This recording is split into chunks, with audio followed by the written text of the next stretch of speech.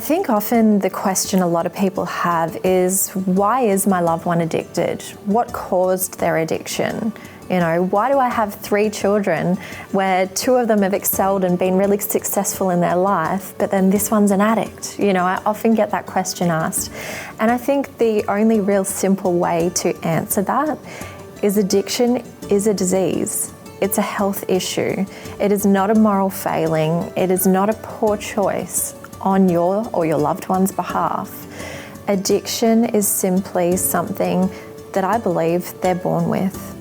Addiction affects around 10% of the population, and there's really no telling which or who is going to be affected by this.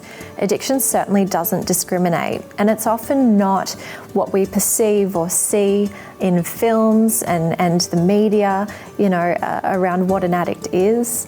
You often get that stereotypical person living under the bridge with the bottle in a brown paper bag.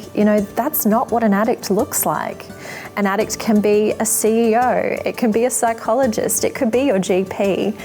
Addiction is a chronic relapsing disease, and ultimately what it signals or what it means is that they are using a substance or they are using alcohol as a means and a method to cope.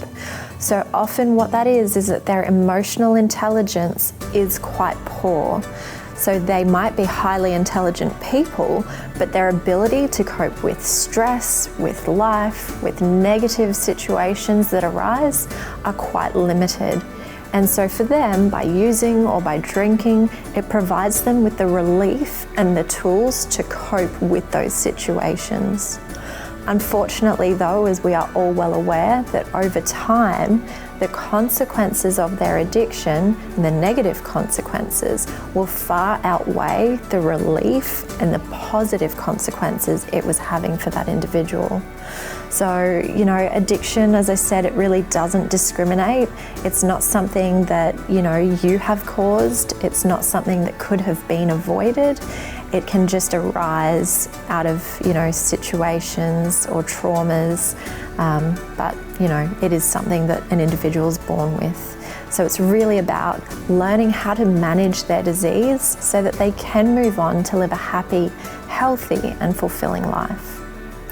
If you do have any other questions around addiction as a disease or how it can come about for some individuals, feel free to pop down a question in the comments below, and I look forward to seeing you in our next video.